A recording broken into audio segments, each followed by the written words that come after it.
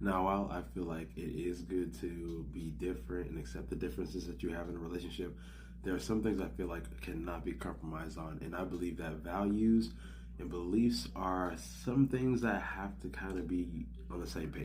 Now, I've seen where there's two people that have two different types of religions, like Catholic and Christian, or Muslim and whatever else. But sometimes people can actually make it work. But a lot of times there's problems if you can't figure out which one you're gonna do when it comes to raising your kids. What types of beliefs do you want them to have?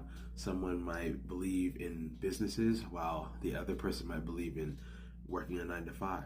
These are two different types of lifestyles. Not that there's anything wrong with either of them, but you need to know where you stand because your next generation is going to be, at the mercy of you guys agreeing on this.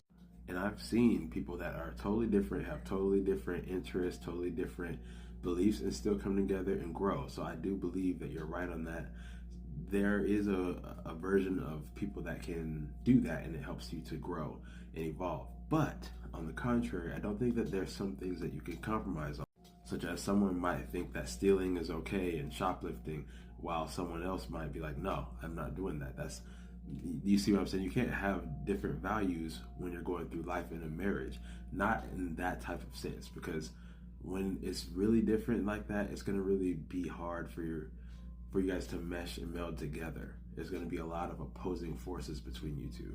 But yeah, like for instance, if a Christian is going to be with an atheist, there's going to have to be a lot of understanding, a lot of acceptance, because both parties are not going to agree with each other on many things.